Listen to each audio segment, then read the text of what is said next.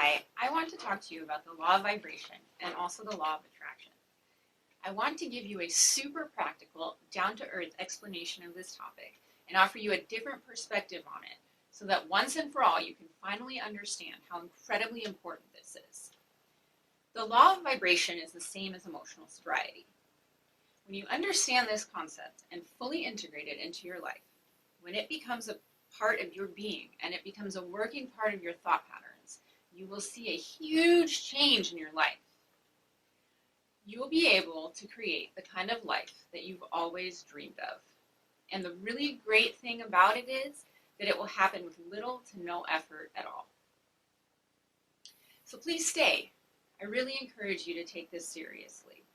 This information can forever change your life. I want to ask you a question. What if I told you that you really can create exactly the kind of life that you have always wanted to live? That you can have and do anything in this world that you want? Would you believe me? Or would you say, no, that's not really true. I can't do that. Would you actively start trying to think of things that are known to be impossible just to prove me wrong? Got you. Henry Ford said, whether you think you can or you think you can't, you're right. He also said something that's not referred to nearly as often. I'm paraphrasing a little bit, but he said that he was looking for people who don't know what can't be done. Meaning, he was looking for people who had not already decided that something wasn't possible before ever even trying or digging into it. I don't know about you, but I had that very pattern for all my life. I would tell myself I can't do this, or it doesn't make any sense, or it's too hard. I'll just do it this way instead. The problem is you can't make this work the way you want it to work. It only works the way it actually works. Not the way I want it to work, but the way it actually works. With that being said, I encourage you to listen with an open mind to this life-changing information. This video is for anyone that has a real desire to change their life, a desire to have something more in this world, and ultimately a desire to be able to spread love, peace, and joy into the world, a desire to use their talents and become empowered to make a real impact on this world, because you have amazing strength in you. I know you do, and we can help unlock it. So if you fit any of these categories, or if you are just curious, I encourage you to continue watching. It is very difficult for me to convince someone that where they currently are in life can be better, 10 times better, way better than ever even dreamed possible. Most of the time, when someone asks about our life, we all kind of respond with, oh, you know, it's okay. My life is pretty good, I guess. We say the answer that we want other people to hear, what we think we want them to hear. The reason it is so difficult to convince someone how incredibly important it is to change is because it's completely subjective. And if you have been living your life at one frequency or one level of vibration for your entire life, that's all you've ever experienced. And someone saying, no, no, no, it can be completely different, seems crazy because your life has always been one way. And the idea that it could just magically change sounds a little bit far-fetched. I have heard all the arguments, and I have made many of them myself. When I was first presented with this idea that my life would change if I was willing to do a little bit of work and practice some self-awareness, I thought the person, who is a dear friend of mine now, was completely insane.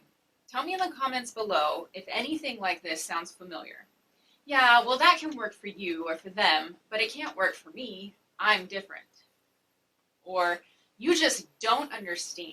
You just don't get it. I've always been this way. It's just how life is for me. The number of examples are infinite, but they all revolve around the same idea that I'm different from everyone else and my life is unique and special, which it is. But I want you to throw that out for a second, because while you do have your own unique experiences in life, and you do have your own unique talents and weaknesses, you actually are exactly the same as everyone else, and I'm going to prove it to you right now.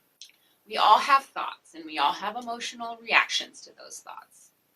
We all have feelings. That's what makes us all the same. So, what is the law of vibration, and how can it help me change my life?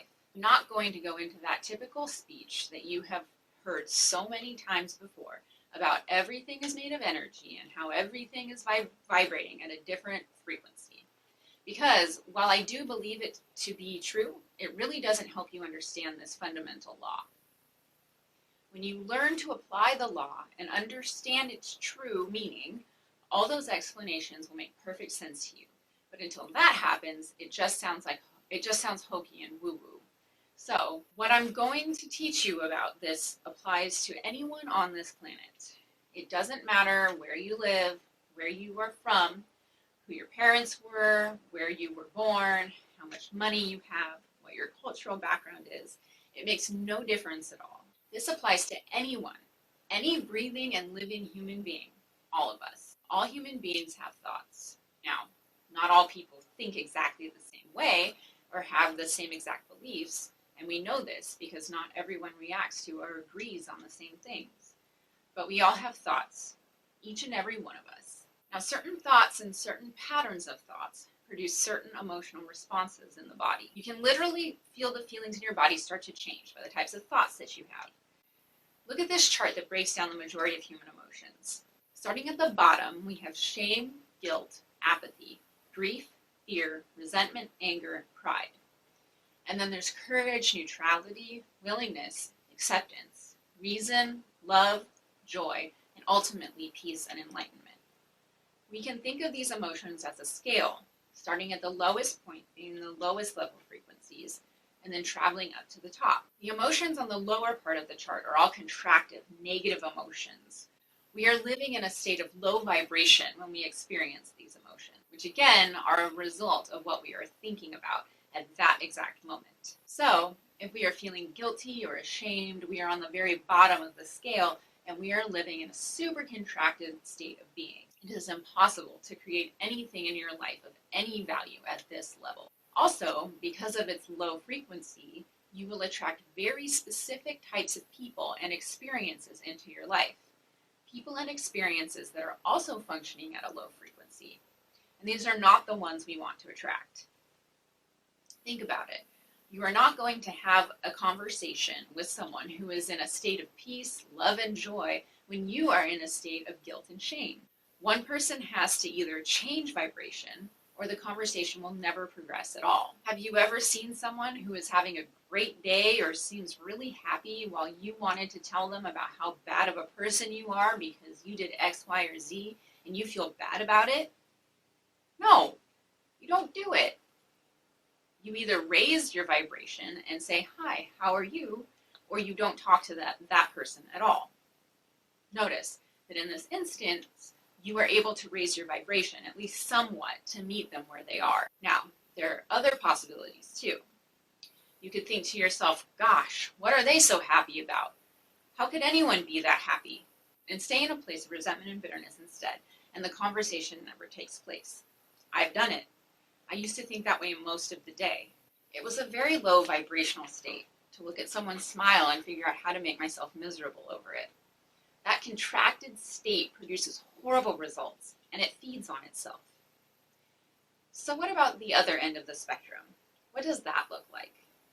Well, individuals who live in that range of emotion have the very best results in life. They are happy and opportunities come easily to them. They do not fear people anymore, and they have command of their emotional state by taking responsibility for their own thinking. The higher up the scale you go, and the more consistently you stay there, the possibilities become endless.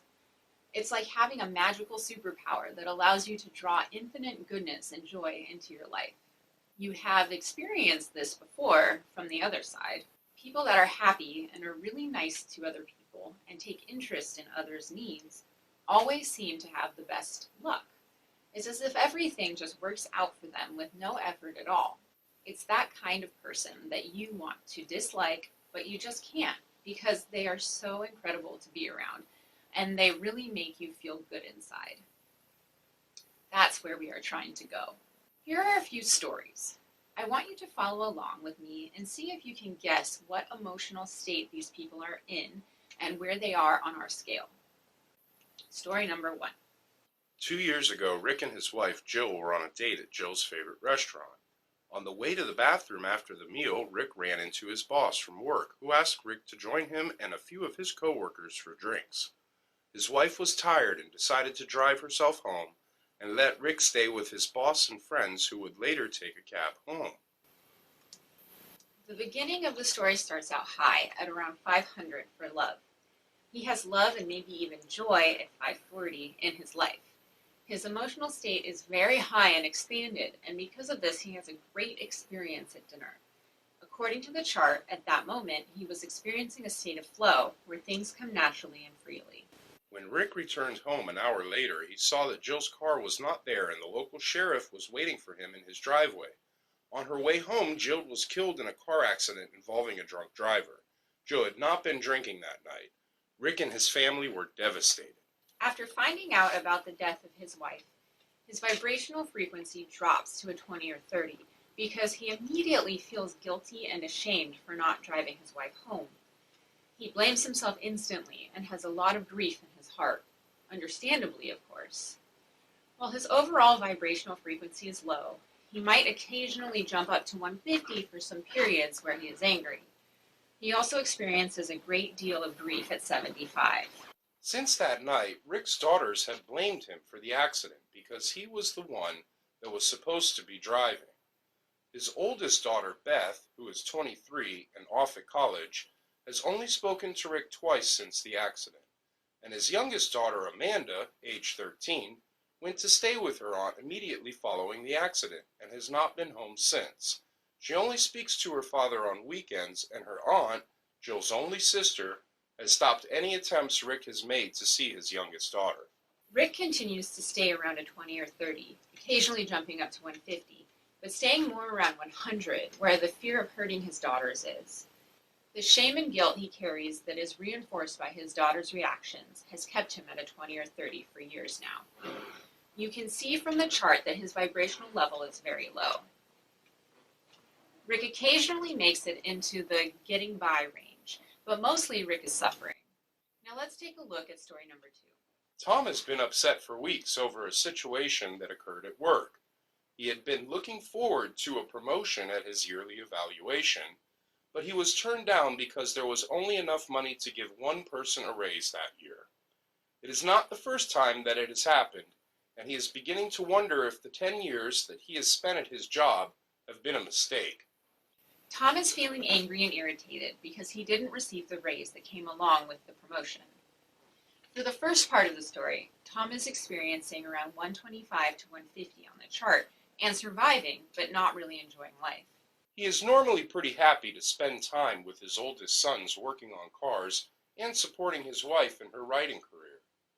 But as he begins to think deeply about the choices that he has made over the past decade, he wonders if things would have been better if he had followed his true passion for business, instead of deciding to play it safe in a corporate job instead. Tom is feeling guilty and ashamed for the choices he has made in the past, around 20 to 30 on the chart. The story does note that he has some enjoyment in his life while working on cars with his sons, but when adversity strikes, like when he's passed over for the promotion, his old thoughts will resurface and bring him back down to a lower vibrational state. Tom is especially mad at his boss, George, and his coworker, Sam, who recently got promoted instead of Tom. Tom feels he was entitled to the promotion because he's been at the company longer than Sam, and he puts in more hours. He is also upset because he recently promised his wife a vacation, but he was counting on the money from the new position. Now he can't afford the vacation, and he hasn't yet told his wife. In the last part of the story, Tom is resentful and angry. This puts him at 125 to 150 on the scale. Tom is also ashamed that he can't afford the vacation they had planned, and he is also scared to tell her, which keeps him between 20 and 100 on the scale. Tom is barely getting by.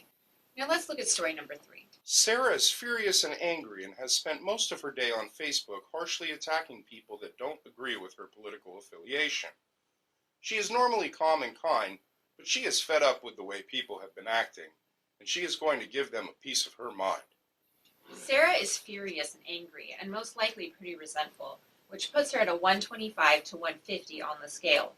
She has been slowly accumulating this amount of anger because she's constantly exposing herself to it through popular media, social media, and her social circles. She fires off a couple of furious posts that she immediately regrets and starts deleting as quickly as possible, trying to save herself embarrassment.